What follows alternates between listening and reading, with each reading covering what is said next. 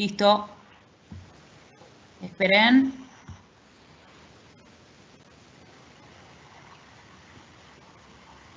Hola a todos, buen día. Bienvenidos a este primer webinar de la Cámara Española, que esperamos que sea el primero de muchos más que vengan en estos tiempos. Como se podrán dar cuenta, no soy Gabriela Yoshihara, nuestra presidenta de la Comisión de Legales. Gaby está conectada, pero recién estaba hablando con ella, estamos teniendo problemas técnicos para que se pueda sumar, cosas que están pasando en estos momentos, así que vamos a estar arrancando nosotros directamente. Gabriela me pidió transmitir de parte de ella y de parte de toda la Comisión de Legales la intención de siempre estar cerca de los socios, de tratar de generar contenido actual, relevante en todos estos momentos para poder ayudar en estos momentos difíciles en donde todos estamos tratando de determinar a ver cómo sigue la cosa, ¿no? Nosotros, para que tengan una idea, no los vamos a poder ni ver ni escuchar, pero sí los vamos a poder leer. O sea, cuando tengan que hacer una pregunta, que por favor vamos a dejar un espacio de preguntas al final, les pedimos si por favor lo hacen, van a ver que hay una sección, si mal no recuerdo es arriba a la derecha, en donde ustedes van a poder presentar sus preguntas para los panelistas al final de esta reunión. La cual también les tengo que mencionar que está siendo grabada, con lo cual eso también les queríamos comentar ese disclaimer. Por el lado de los speakers vamos a tener a Leonel Schiariti, de Socia de Marval, que va a estar analizando todas las cuestiones relacionadas a la ley de abastecimiento y a las resoluciones en específico que se han dictado en estos tiempos. También tenemos a Ariel Irizar, también de Marval, experta en litigios y en todo lo relacionado con lo que es defensa de la competencia, lealtad comercial y sobre todo la estrategia seguida en inspecciones. Y el que les habla es Santiago del Río, soy socio del área de defensa de la competencia en Marval, que vamos a arrancar con una pequeña introducción para saber dónde estamos en este momento, ¿no? Esta es una situación que implicó una disrupción en todo tipo de relaciones, de toda índole, y nosotros nos vamos a enfocar especialmente en aquellas relacionadas con el suministro y con el consumo. Hay tres normas que tenemos que tener frescas para que nos van a servir de hoja de ruta durante toda esta charla. Por un lado tienen el decreto 260, el que dictó la emergencia pública y este aislamiento que repetimos constantemente, que siempre se nos continúa prorrogando, en donde entre sus artículos se menciona la posibilidad de fijar precios máximos durante este periodo y así con respecto al alcohol en gel y de otros insumos médicos. Eso sería la señal de las cosas que se estarían por venir. ¿Por qué? Porque unos días más tarde vendría la resolución 100 de la Secretaría de Comercio, en donde se fijarían precios máximos, básicamente congelando toda la cadena productiva por el plazo de 30 días a los precios que había al 6 de marzo. Lorena les va a estar profundizando con respecto a esa norma, pero para que lo tengan en cuenta, esa norma después tendría un espejo, y en algunas cosas no tan espejo, por parte de Provincia de Buenos Aires, con lo cual también vamos a estar comentando un poco las diferencias entre las dos resoluciones.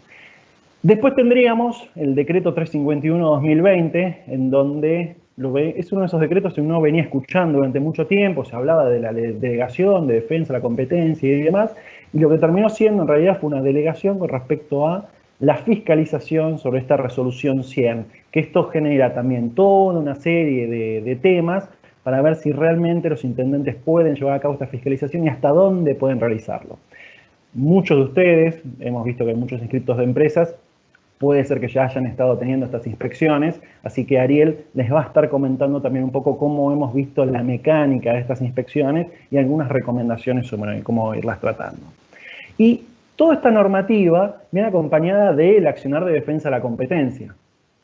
Desde el punto de vista de defensa de la competencia, esta no es la primera vez que estamos viendo una crisis de este estilo. Nunca habíamos visto una tan importante, pero la Argentina ya ha visto crisis serias en donde hemos visto cómo ha sido la reacción por parte de defensa de la competencia.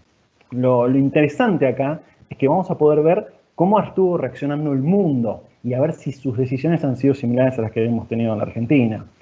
A lo largo del mundo, este brote ha generado reacciones súper diversas. Han suspendido en algunos casos los plazos de los procedimientos administrativos, han suspendido parcialmente la aplicación de las leyes de competencia y en otros casos han iniciado investigaciones en materia de precios. Es más, en lo que es el contexto de las concentraciones económicas, es súper interesante que ahora hay toda una tendencia, veníamos de años en donde las autoridades se ponían muy agresivas para la aprobación de megafusiones y ahora estamos yendo para exactamente lo contrario, en donde se está buscando acelerar, por ejemplo, fusiones en el retail para poder hacer frente a esta pandemia. Ejemplos de países que han estado tomando este tipo de decisiones: Finlandia autorizó acuerdos en el sector turismo, Noruega permitió acuerdos básicamente de cartelización entre aerolíneas por 3 meses, Sudáfrica tiene acuerdos con respecto a los servicios de salud, en Estados Unidos se emitieron lineamientos de acuerdos de colaboración entre competidores, y por ejemplo en el Reino Unido la legislación, digamos, se relajó en 3 temas, en salud, en alimentación y servicios de ferry. En nuestro caso, solamente, digamos, podríamos considerar bastante cercanos salud y alimentación. Servicios de ferry, en nuestro caso sería un poco diferente, salvo que el buquebús sea considerado muy esencial. O sea, todo lo contrario a lo que normalmente sería una normativa de competencia. Y ahora, el mundo ha relajado la normativa de competencia. ¿Qué es lo que pasa en la Argentina? Bueno, a diferencia del resto del mundo, en la Argentina la ley de defensa de competencia sigue plenamente vigente y es más, hasta uno podría considerar que está de aplicación aún más estricta que antes. ¿Por qué? Porque, como les mencionaba, la Secretaría ha optado por controles de precios.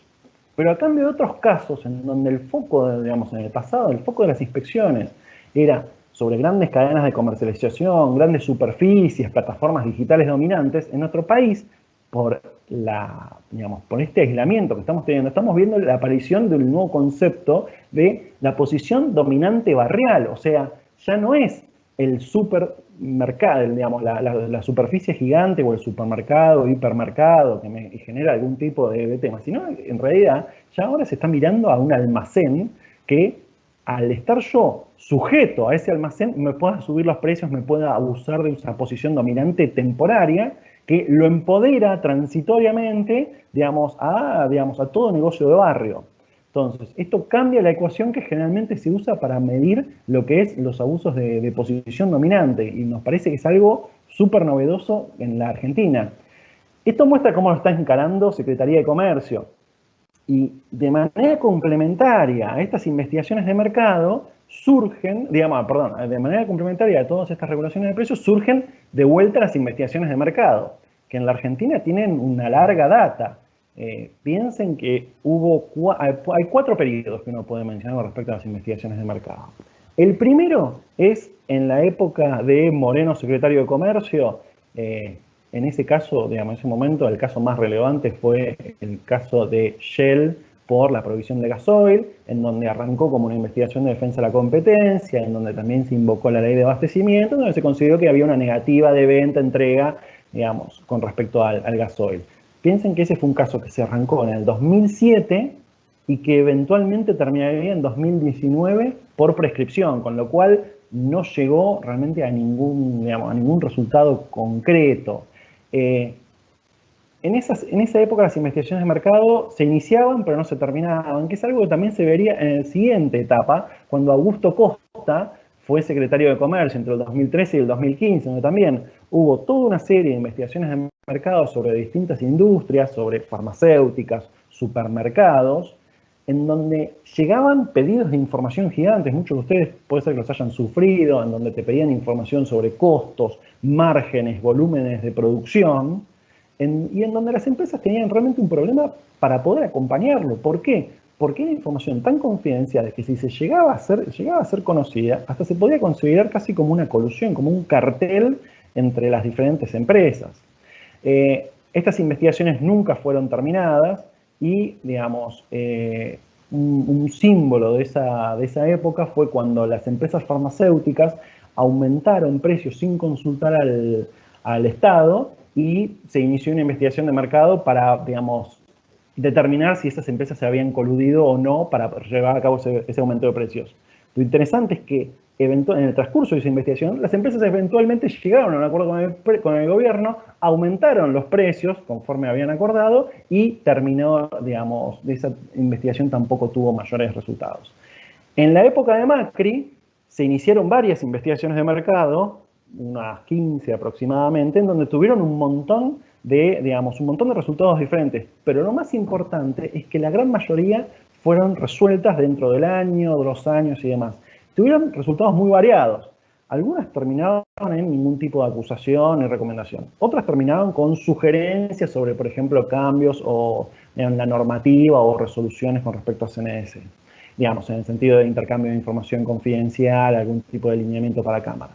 Otras derivaron en medidas que serían utilizadas por la administración actual, como por ejemplo la ley de góndolas. La ley de góndolas, uno mira la investigación de supermercados que terminó en la CNS hace poco y básicamente todas esas recomendaciones que hace la CNS están receptadas por la ley de góndolas.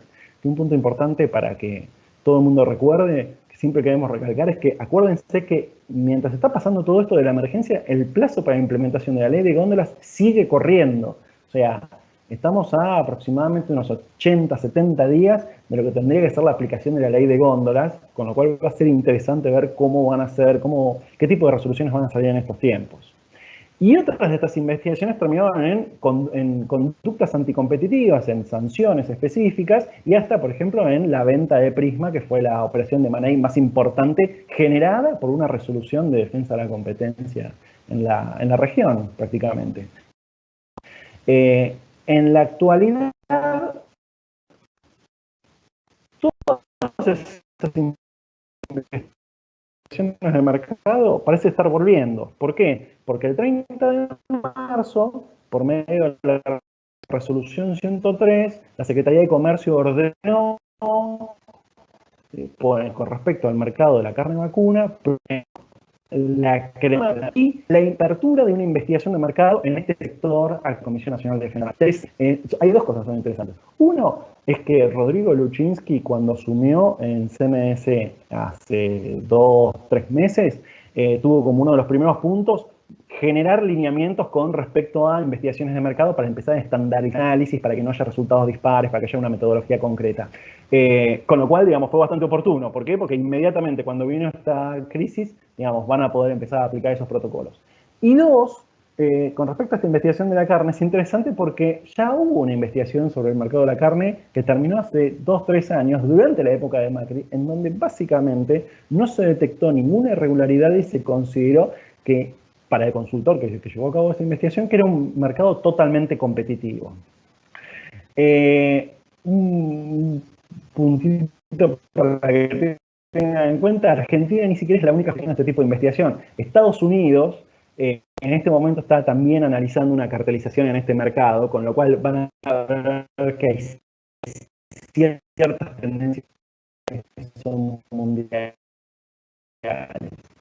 ¿Qué pasaría si estas cosas, bajo defensa de la competencia, hay multas de 8 millones de pesos, suspensión del Registro Nacional de Proveedores, en algunos casos hasta también se puede ordenar, digamos, por 5 años en caso de licitaciones, y la responsabilidad solidaria de los directores y demás participantes.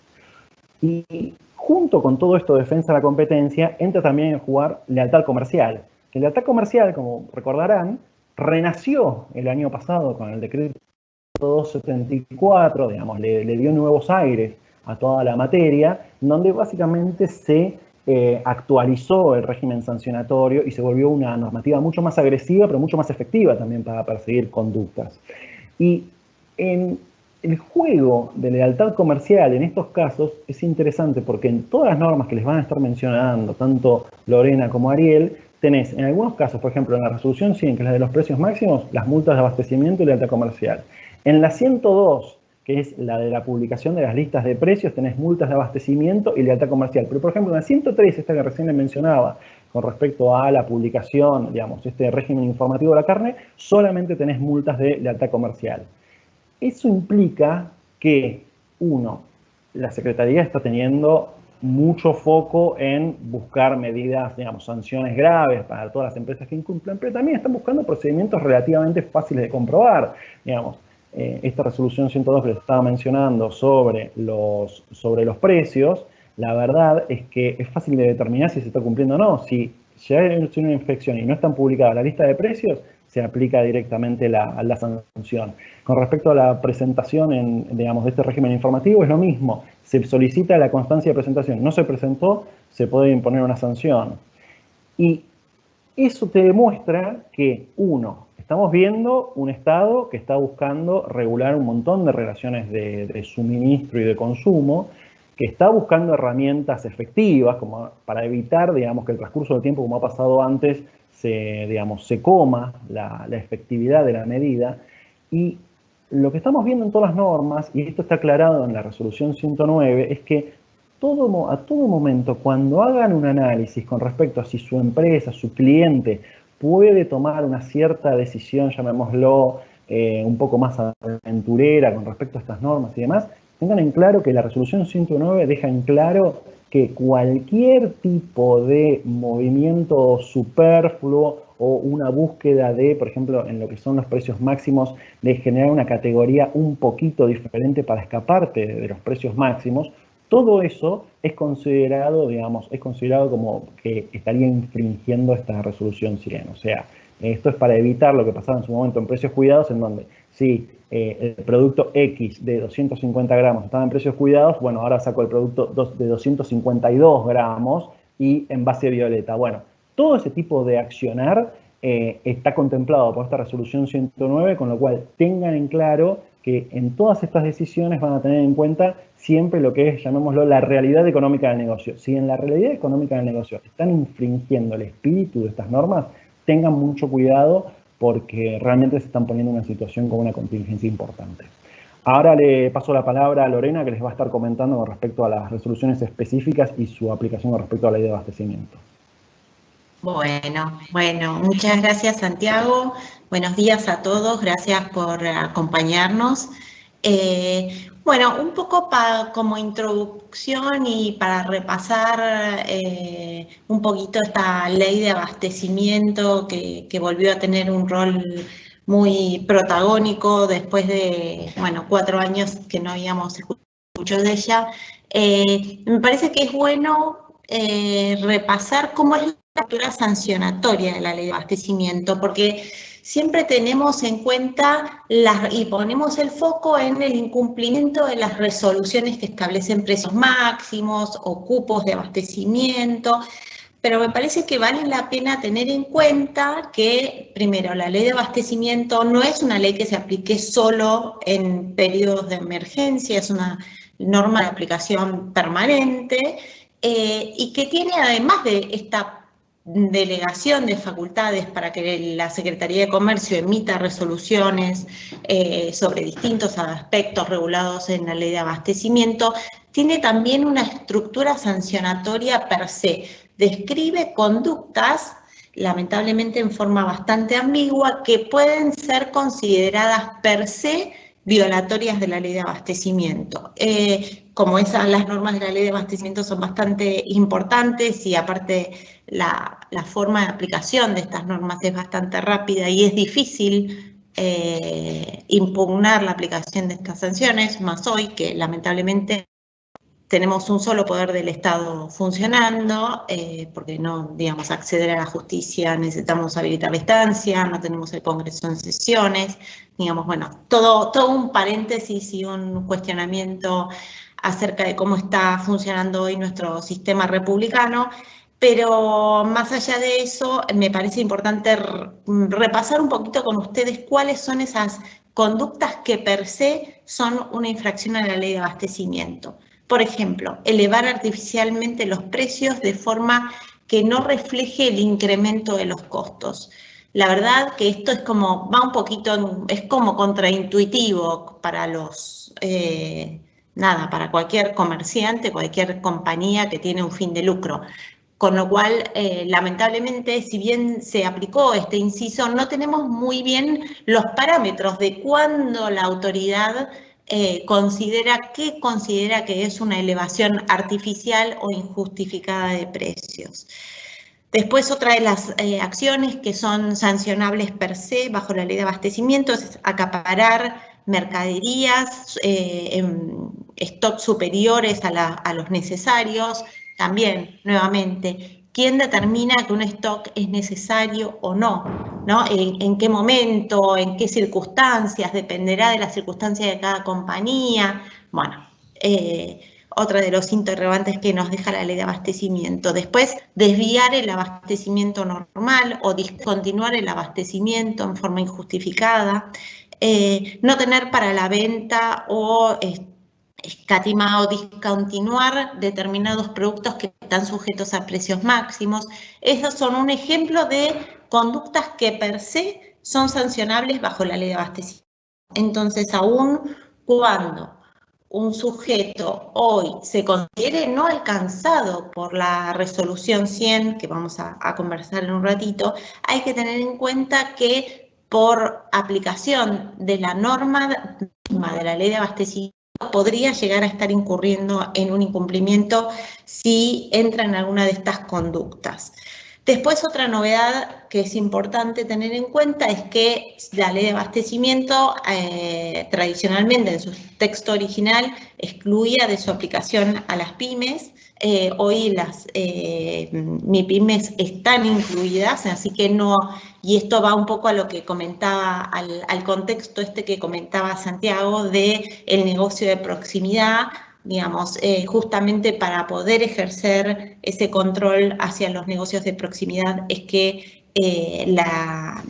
con motivo de la emergencia sanitaria se eliminó la exclusión de las MIPYMES del ámbito de aplicación de la ley de abastecimiento. Y nuevamente tenemos que tener en cuenta que el ámbito de aplicación es muy, muy amplio de la ley de abastecimiento, que es todo aquel que intervenga en la producción, distribución o comercialización de bienes o servicios que tengan por fin satisfacer necesidades básicas de la población o orientadas al cubrir necesidades que hacen al bienestar general de la población. Entonces, bueno, esas son una de las cuestiones que me parece importante repasar de la ley de abastecimiento como para tener en cuenta los posibles peligros que conlleva, además de lo que puede implicar el incumplimiento de una norma dictada como consecuencia de la delegación. Y ahí tenemos otro de los grandes temas de la ley de abastecimiento que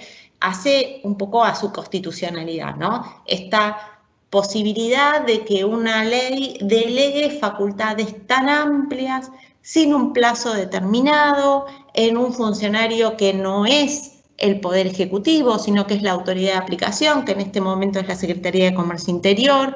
Esas cuestiones han sido cuestionadas incluso con la ley de abastecimiento antes de que fuera modificada en 2014.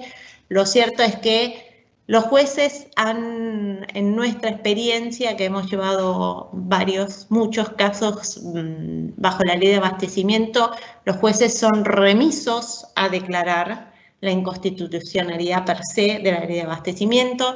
La ley de abastecimiento es una de las normas que más se ha criticado desde la época de su sanción, pero lleva más de 50 años de aplicación y todavía está con nosotros.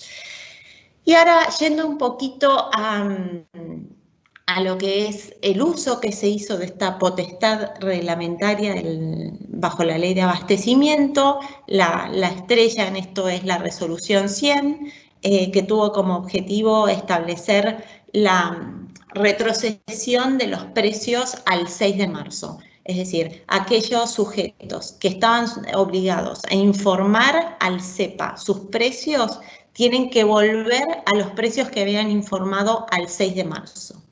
Pero no solamente los sujetos que estaban obligados a informar al CEPA.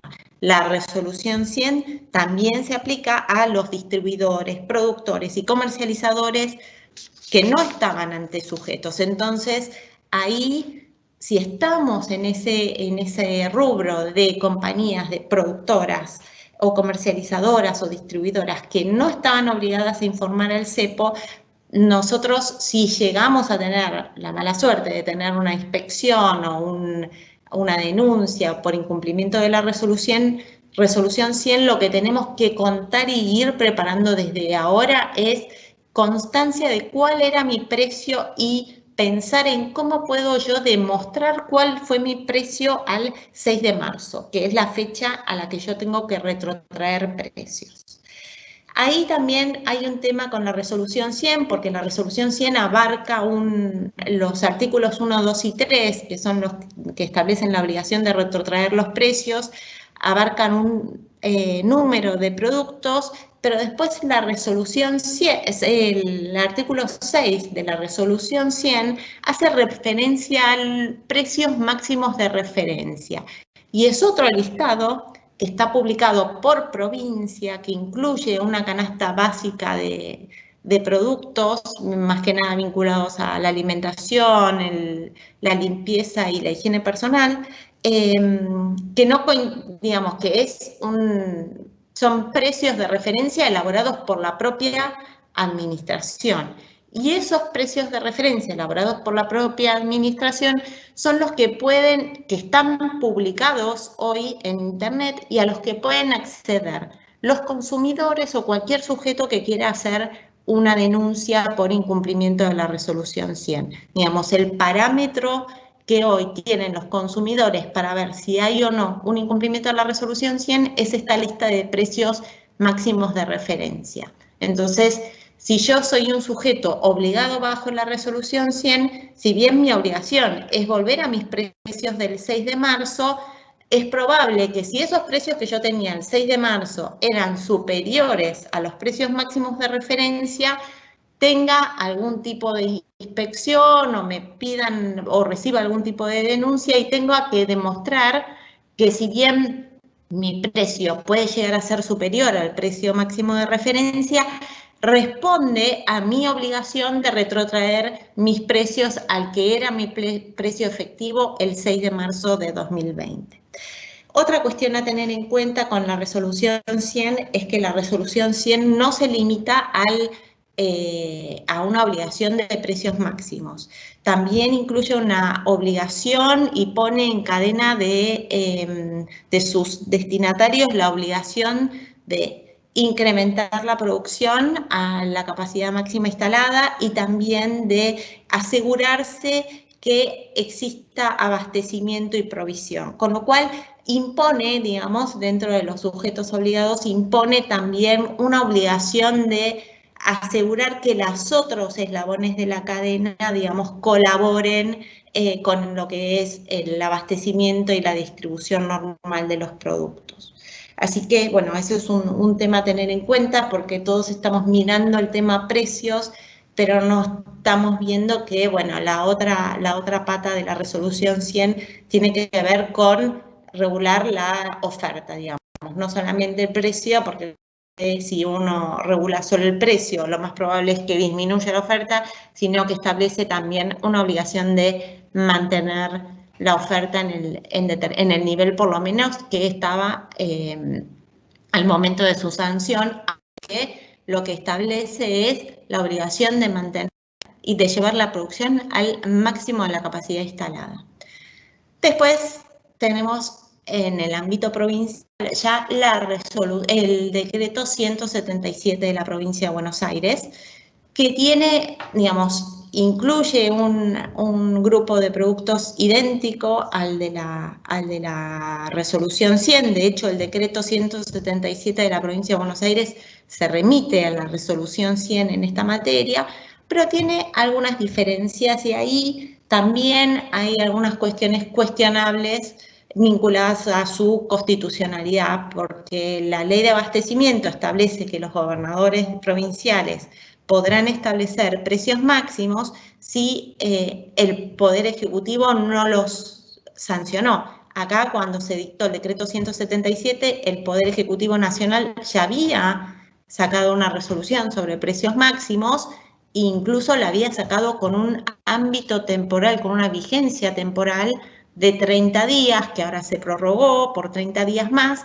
pero el Poder Ejecutivo de la provincia de Buenos Aires la estableció por 90 días, con un ámbito temporal incluso más extenso que el de la norma provincial.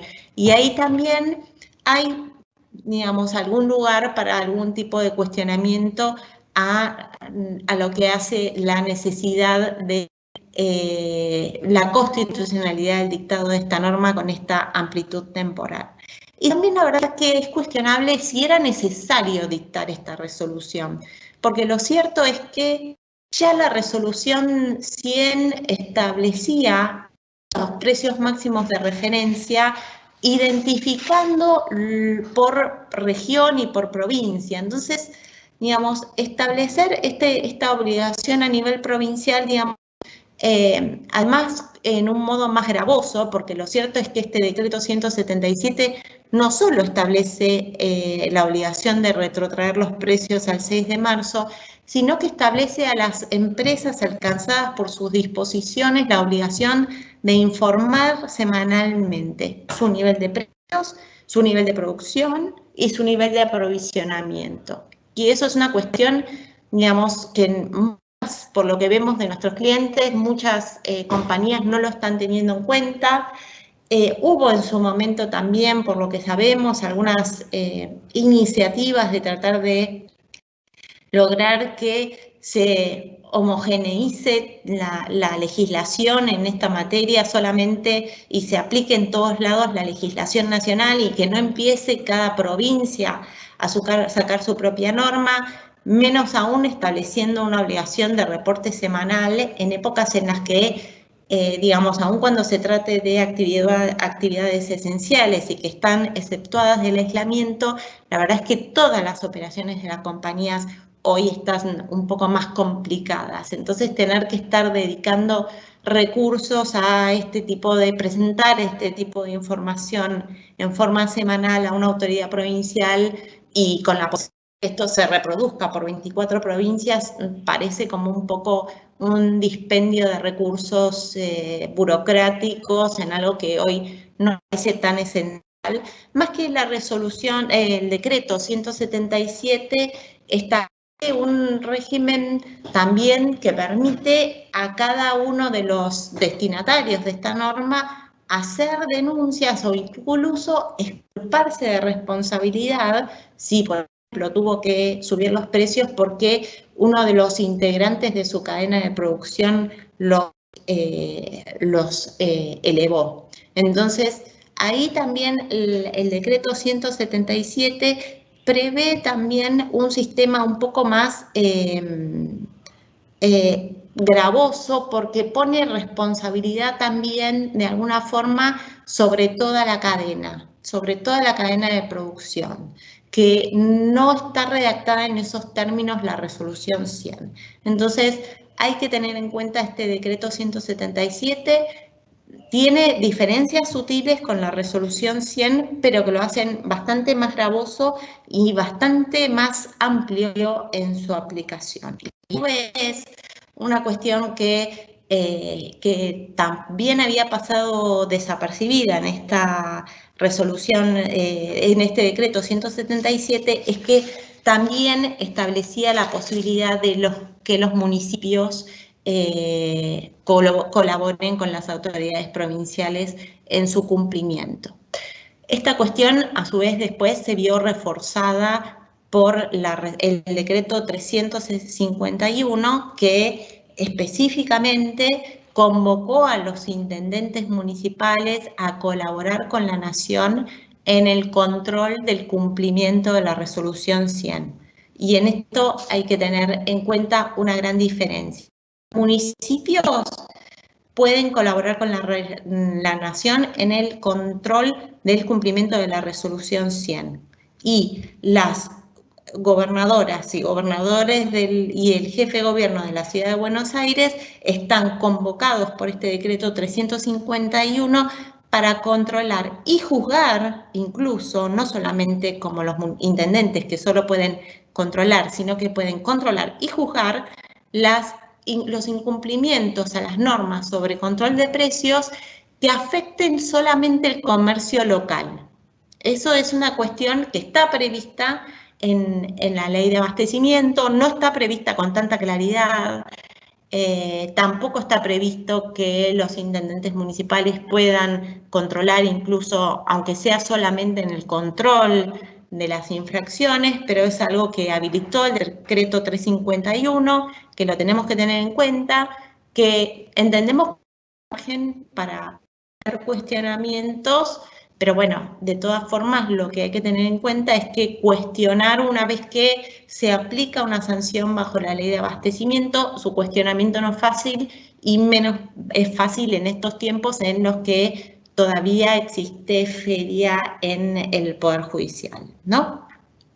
Y una cuestión que también hay que tener en cuenta en esto que hace a la aplicación de estas normas, en particular en la aplicación de la resolución 100, es que en el decreto 287 del 2020 ya se autorizó al jefe de gabinete a que establezca ciertas redistribuciones de funciones entre los que son las autoridades de la Administración Nacional, y en base a esa norma se facultó también, supuestamente en base a esa norma, porque debería haber una norma delegatoria o una norma que habilite a la AFIP a efectuar este tipo de controles. La verdad es que esa norma no fue publicada, la hemos visto porque hemos visto que la AFIP está haciendo inspecciones para controlar el cumplimiento de la resolución 100, incluso la AFIP la que está decidiendo en algunas oportunidades iniciar los sumarios y es la que los está sustanciando, pero lo cierto es que lo está haciendo en virtud de una delegación que hoy no está publicada, que nadie conoce, que asumimos que puede derivar de este decreto que permite que el jefe de gabinete reorganice funciones dentro de la administración pública, pero que hoy la verdad es que no conocemos. Así que bueno, ese es más o menos el panorama que tenemos al día de hoy. La verdad es que ya hemos visto varias compañías que han recibido los pedidos de informes de la Secretaría de Comercio Interior, sabemos de compañías que ya están teniendo sumarios, así que bueno, los invitamos a estar atentos y a prepararse por si reciben una visita de las autoridades como para saber cómo reaccionar. Y sobre eso ahora nos va a hablar Ariel, a quien le paso la palabra. Gracias.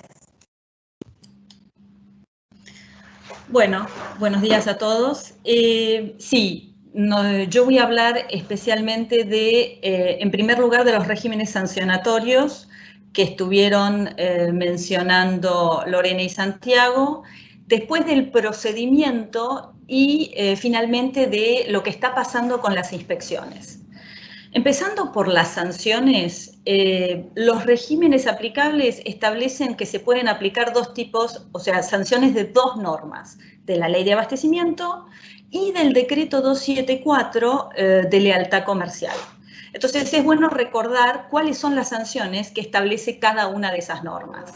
En el caso de la Ley de Abastecimiento, las sanciones son, primero, una multa que va entre 500 pesos y 10 millones de pesos.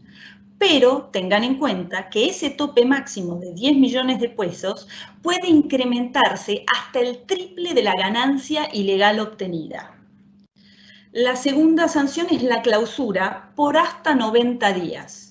Pero la Ley de Abastecimiento además establece que durante ese plazo de 90 días más 90 días más, no se puede disponer del Fondo de Comercio ni de los bienes afectados por la clausura. Después, otra sanción es una inhabilitación de hasta 2 años para el uso de créditos que hayan sido otorgados por entidades públicas que estén sujetas a la ley de entidades financieras. Otra es el comiso de las mercaderías, la inhabilitación para ejercer el comercio y ejercer cargos públicos por hasta 5 años, la suspensión del registro de proveedores del Estado por también hasta 5 años. En el caso del decreto de lealtad comercial, las sanciones son, primero, el apercibimiento, después una multa que está fijada en unidades móviles. Entonces va desde una unidad móvil hasta 10 millones de unidades móviles. La unidad móvil en estos momentos vale 40 pesos con 61. y se actualiza todos los años por el índice de precios al consumidor que publica el INDEC, con lo cual este año la multa va de 40 pesos con 61 hasta 406 millones de pesos. Otra de las sanciones que prevé el decreto es la suspensión en el registro de proveedores del Estado por hasta 5 años, la clausura del establecimiento por hasta 30 días y, en el caso del decreto, se permite la publicación de la sanción, una vez que ha quedado firme, en el boletín oficial y en los diarios de mayor circulación a costa del infractor. Tengan en cuenta que estas sanciones, tanto las de la ley de abastecimiento como las del decreto de lealtad comercial, se pueden imponer de manera independiente o conjunta, es decir, que se puede imponer más de una sanción de cada uno de estos regímenes. Y un detalle para tener en cuenta, que es muy discutible, pero es mejor estar preparados, es que el decreto de lealtad comercial prevé que los particulares damnificados pueden iniciar acciones judiciales por indemnización de los daños y perjuicios que hayan sufrido por el decreto de lealtad comercial. Entonces, según el decreto, estas acciones judiciales las pueden iniciar no solo los particulares damnificados, sino también las asociaciones de consumidores. Y pueden ir no solamente contra la empresa, sino también contra todos los funcionarios que hayan participado o colaborado en la conducta ilegal. Y en ese reclamo de daños y perjuicios, además del daño emergente, se puede reclamar el daño punitivo. Y el daño punitivo, en el caso del decreto de lealtad comercial, no tiene tope, a diferencia de lo que ocurre con la ley de defensa del consumidor. Esto es en cuanto a las sanciones. Ahora vamos a hablar un poco del procedimiento. Entonces, ¿cómo es el procedimiento? Primero se labra un acta de infracción, diferente de las inspecciones que están haciendo ahora para buscar información. Supongamos que buscaron la información, no les gusta lo que vieron o les pareció que violan la ley, entonces labran un acta de infracción en la cual les dan un plazo para realizar el descargo de 10 días. En ese plazo también pueden ofrecer prueba, que no quiere decir que la vayan a producir, porque la prueba solo se va a producir si existen hechos controvertidos y la autoridad administrativa lo acepta.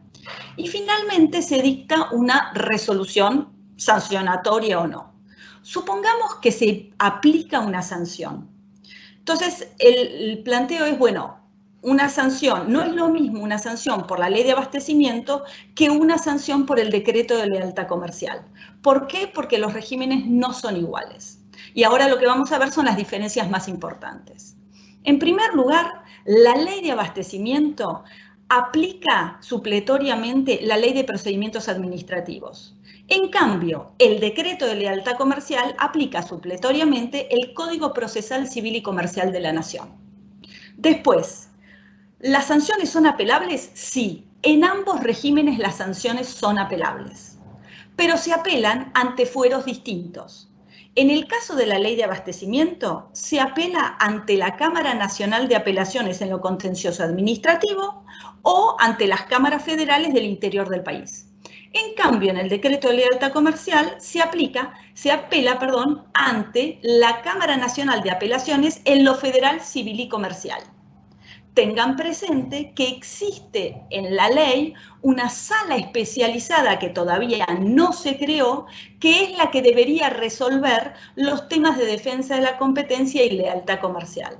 Mientras esa sala no se haya creado, se apela ante las 3 salas del fuero federal civil y comercial.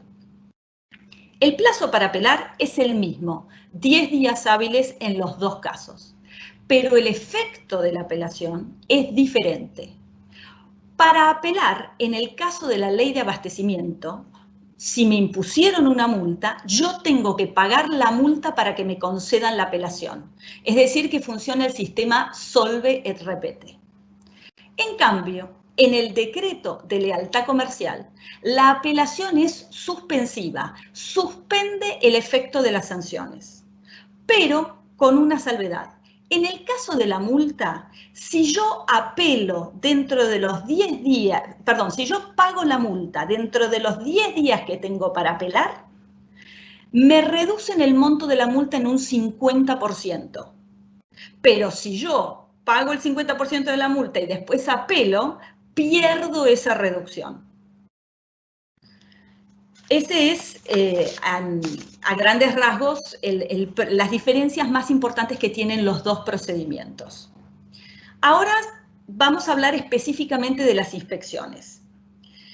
En el marco de la emergencia, se dictaron una serie de normas que son las que mencionaron y desarrollaron Santiago y Lorena, el decreto 351, el decreto 177 y la resolución 100. En el marco de esa normativa comenzaron a realizarse inspecciones. Las primeras inspecciones las hizo la Secretaría de Comercio Interior con funcionarios de la AFIP, probablemente porque no tenía funcionarios suficientes. Y las inspecciones eran más que nada a comercios, farmacias primero, después supermercados, siempre para controlar el cumplimiento de los precios máximos. Ahora bien, luego del decreto 351 aparecen las intendencias.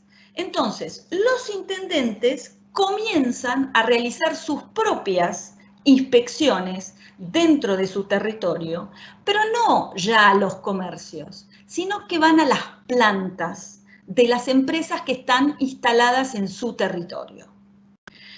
Para ya sin funcionarios de la AFIP, lo hacen directamente los funcionarios municipales. ¿Qué características tienen estas inspecciones que realizan los funcionarios municipales? Primero, que son bastante sui generis. Vienen los funcionarios municipales con un formulario típico, que es el formulario que usan para cualquier tipo de inspección, ya sea de tránsito, es el mismo formulario para todos. Las hacen a mano alzada, es decir, roguemos que tengan buena letra, y cada uno pide algo diferente. Entonces, pueden pedir listas de precios de venta, pueden pedir facturación de determinados días, y últimamente están pidiendo también precio de compra de insumos. Es decir, les piden el precio de venta de los productos, pero también el precio al que compran los insumos que utilizan en la producción. El plazo para contestar es sui generis. Cada acta puede ser distinta. Pueden ser 24 horas, que son de cumplimiento imposible, pueden ser 2 días, pueden ser 3 días, o sin plazo. Hay actas donde se olvidan de poner el plazo para contestar. Entonces, la siguiente pregunta es, bueno, ¿cómo se contesta una inspección donde lo que me están pidiendo es una montaña de información? Hay dos sistemas. Si la inspección la hizo la Secretaría de Comercio Interior con funcionarios de la AFIP o no, lo que se debe hacer es presentar toda esa información a través de una plataforma que se llama TAD, Plataforma de Trámite a Distancia, donde lo esencial para poder subir esa información es el número de acta, no el número de expediente por más que se lo pongan en el acta. Es el número de acta lo que permite linkear la información al expediente que ellos abren de cada una de las empresas a las que van. Pero si la inspección la hizo el intendente, no se sube ni a una plataforma, ni al trámite a distancia, nada.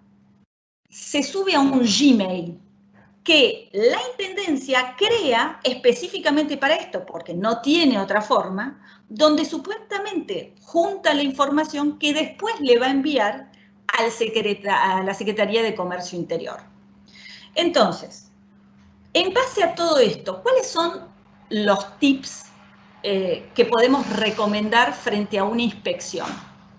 Primero, evitar el conflicto. La idea es tratar de que el encuentro sea lo más amable posible. Recuerden que pueden ir acompañados de fuerza pública, con lo cual, si los tratan mal la primera vez, la segunda vez va a ser mucho más desagradable. tratar de tener a una persona de la empresa que actúe como interlocutor del inspector, es decir, que no sea el personal de vigilancia, sino que sea una persona que pueda, responsable, que pueda hablar con ellos, primero, para ver quién es la persona que se presenta, que tiene, que está bien identificado, que es realmente un funcionario municipal o un funcionario de la AFIP, que está en el lugar correcto, que no se equivocó, que no se pasó de su ejido municipal y se pasó a otro municipio por error. Saber qué es lo que le piden, porque muchas veces entre lo que preguntan y lo que escriben en el acta hay una diferencia abismal, entonces tratar de que lo que se transcribe sea lo más parecido a lo que realmente se quiere obtener, la información que se pretende. Y también es importante tener los datos del inspector, en lo posible tomarle el nombre y un número de teléfono con el cual uno se pueda contactar, porque muchas veces lo que pasa es que el Gmail, por ejemplo, está mal escrito y entonces resulta imposible subir la información al Gmail. En cambio, si podemos llamarlo por teléfono y decirle cuál es el problema, sería mucho más fácil de resolver. Entonces, esos son en general los tips que nosotros recomendamos para hacer frente a las inspecciones que reciban los clientes por parte de funcionarios, ya sea municipales o de la Secretaría de Comercio.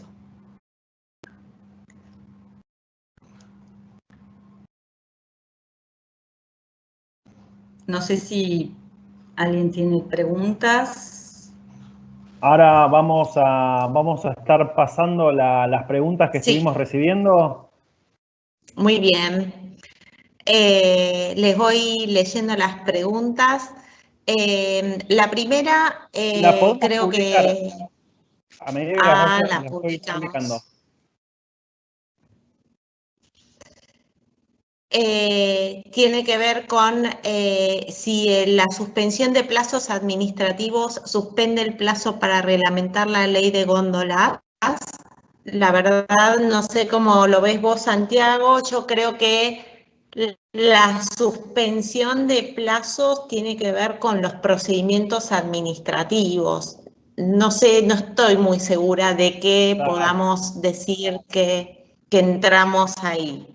No, Vos, exactamente. no sé, Santiago, digamos, hay dos temas ahí para tener en cuenta. Digamos, acuérdense que la ley de góndolas tiene como tres puntos, ¿no?, que faltan. Uno, la designación de la autoridad de aplicación. Eso es a través de un decreto, no está suspendido.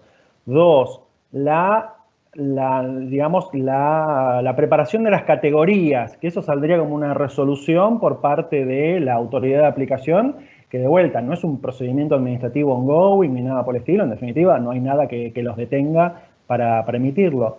Y tres, este plazo de 120 días desde la promulgación de la ley, no desde la emisión de la reglamentación, que también está corriendo, con lo cual es esperable que haya algo de movimiento para poder, digamos, por parte también de Secretaría de Comercio, por parte del Poder Ejecutivo, para entender de que el sector retail está pasando por un momento donde no es preciso. Si uno está pidiendo que se incremente la capacidad instalada al máximo, por otro lado, reglamentar las góndolas en este momento parecería ser que va a ser un problema, porque, digamos, va a haber mucho producto y ni siquiera va a haber, en algunos casos, dónde ponerlo, porque si tenés que respetar el 30% de máximo vas a estar complicado. Así que algún tipo de solución va a tener que existir, pero en principio no lo estamos viendo como que sea algo tan claro que lo esté suspendiendo el decreto por los procedimientos administrativos.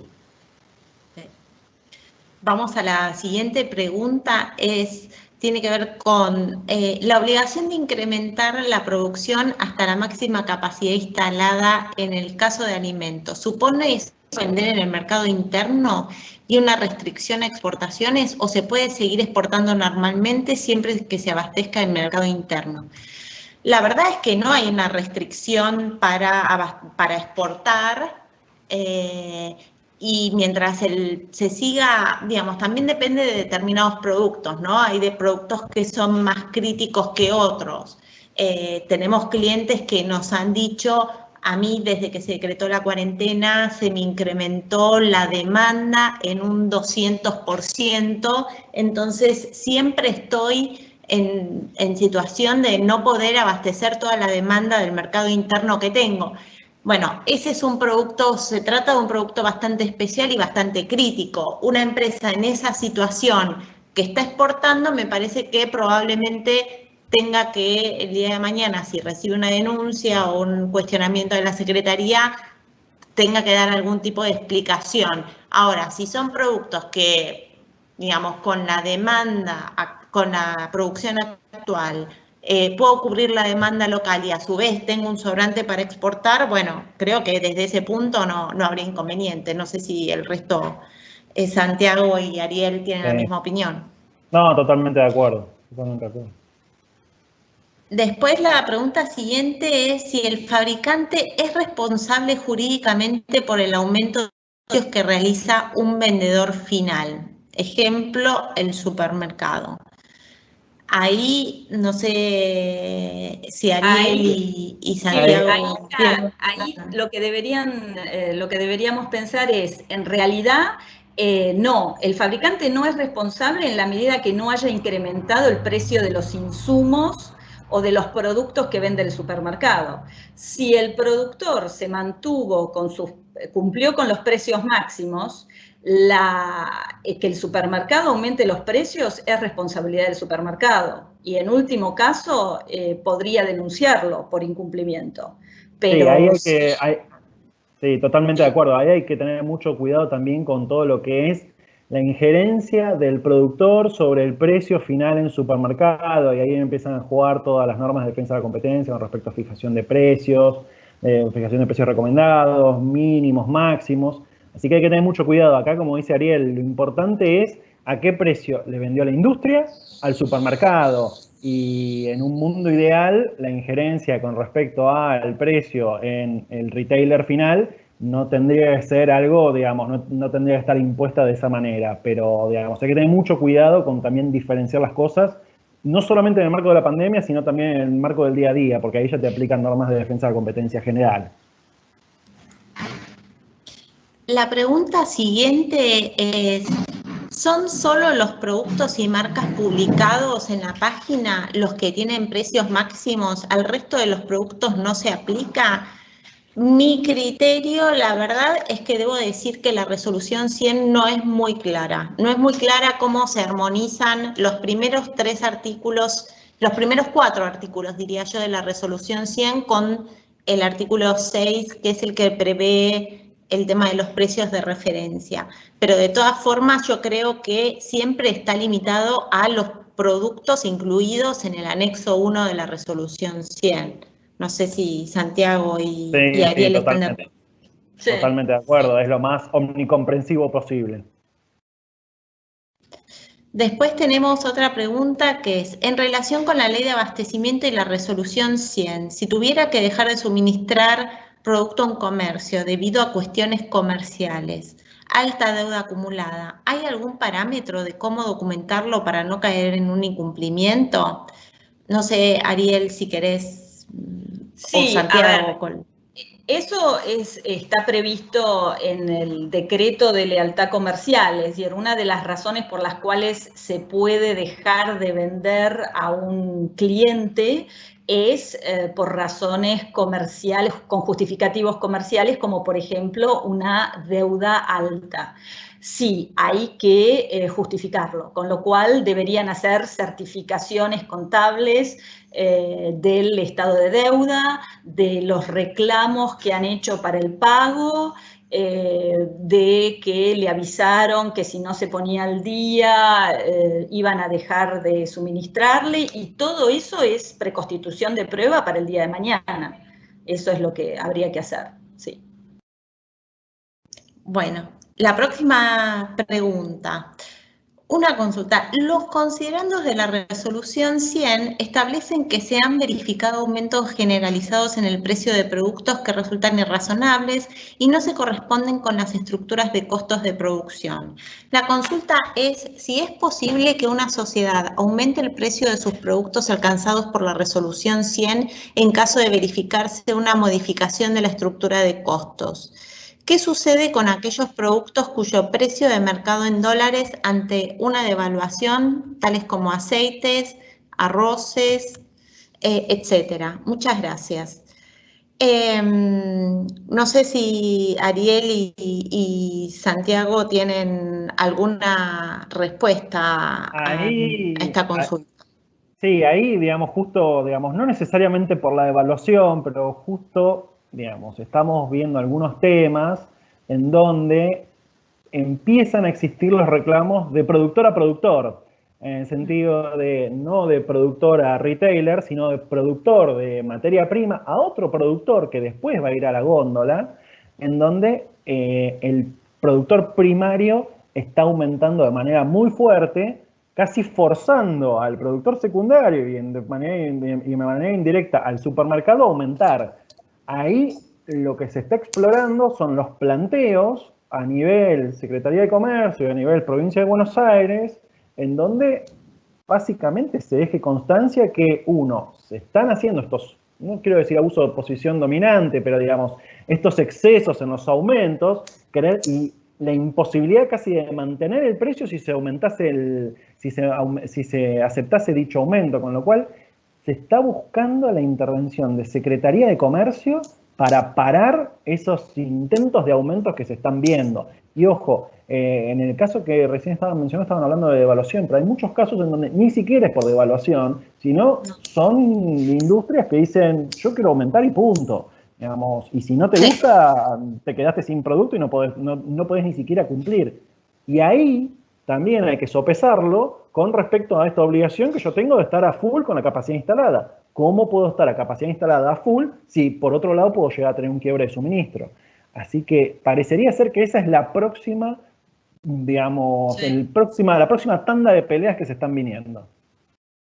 Sí, y creo que hay algún matiz entre la resolución 100 y el decreto 177, porque el decreto 177 permite exculparse ante supuestos de esta naturaleza de incremento de costos de los insumos básicos.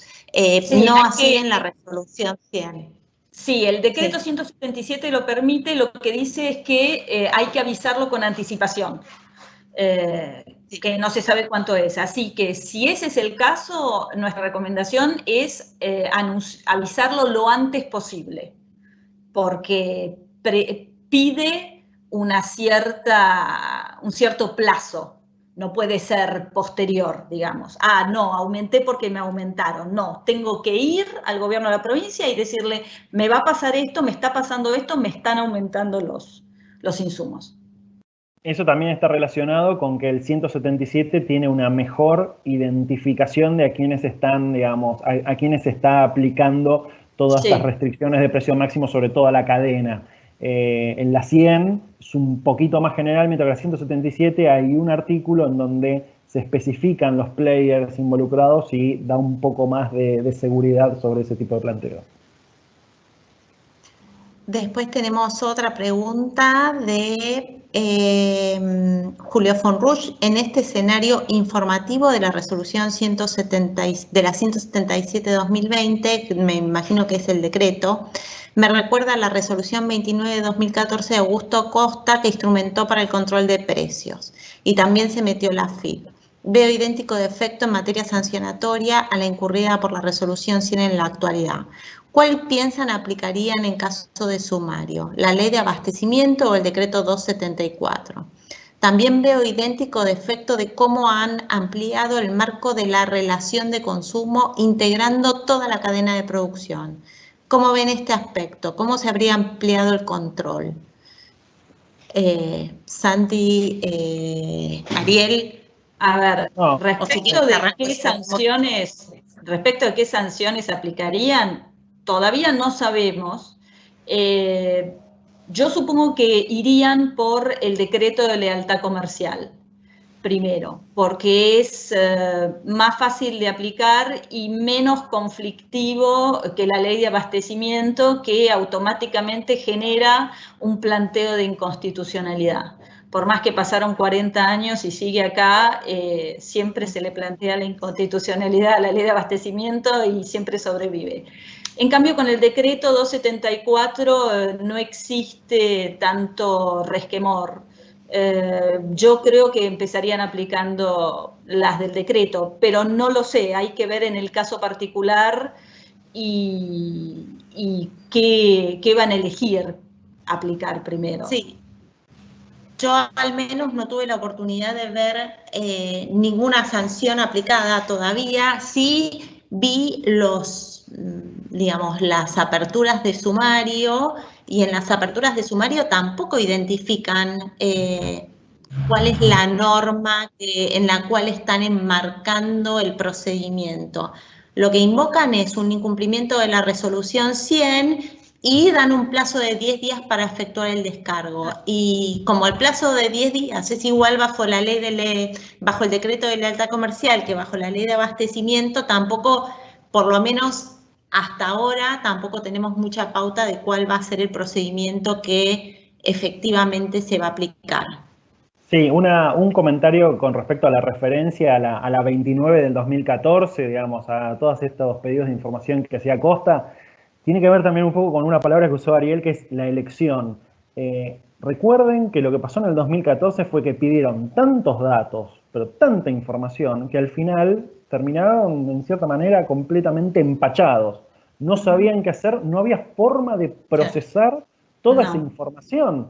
Y acá lo que estamos viendo es que puede ser que estemos yendo a un escenario relativamente similar, porque tenés inspecciones todos los días de diferentes organismos pidiendo diferentes cosas, y después realmente todo eso, si se va a acumular en Secretaría de Comercio, la pregunta es, ¿cómo van a hacer para procesar tanta información a la vez que van a operar normalmente? Con lo cual, muy posiblemente acá lo que termine pasando sea tal vez la elección de casos emblemáticos o muy específicos para poder generar este clima de seguimiento, de enforcement. Pero si no, el tipo de información que se está pidiendo, realmente necesitarían contratar a muchísima más gente para poder procesarla. Bueno, después la próxima pregunta es si vamos a compartir esta presentación, así que, y por lo que anunció ya Santiago al principio, va a quedar grabada toda la presentación, así que la van a tener disponible. Después nos preguntan si vemos viable un planteo de inconstitucionalidad del DNU 274. Yo creo que sí, que podría haber algún tipo de planteo. Básicamente por ser un decreto de necesidad de urgencia, por cómo fue dictado, las condiciones en las que fue dictado, las materias sobre las que regula. No sé, Santiago y Ariel, ¿cómo lo ven? Sí, como factible es factible, planteos de constitucionalidad. ¿Cuál sería el argumento? Que no había necesidad y urgencia. Eso lo dijimos, sí, desde el día 1. No era necesario hacer un decreto de necesidad y urgencia para derogar la vieja ley de lealtad comercial. En su momento nosotros explicamos que entendíamos que la motivación era que con la nueva ley de defensa de la competencia, el entonces secretario de Comercio perdía frente a la nueva autoridad un montón de facultades, y el decreto de lealtad comercial le permitía recuperar facultades que consideraba necesarias para el ejercicio de su función. Y eso fue el motivo de ese decreto, que para nosotros siempre fue muy desprolijo. Así que sí, podría utilizarse ese argumento. No sé qué va a pasar cuando lo ratifiquen, si alguna vez el Congreso se pone a funcionar. Claro, también es verdad que no ha habido muchos planteos en ese sentido porque, uno, es bastante nuevo, y dos, parecería ser que ahora, cuando empiecen a venir sanciones tal vez por ese lado, se le preste mucha más atención como para salir a atacarlo judicialmente, ¿no? Sí.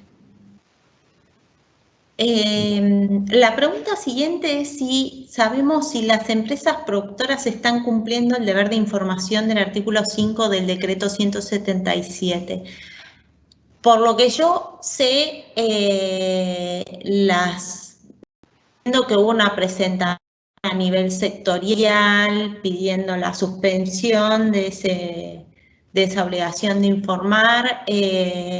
Sé que por lo menos en las primeras semanas de entrada en vigencia algunas empresas decidieron deliberadamente esperar a ver qué resultaba de ese pedido sectorial y no lo presentaron aún.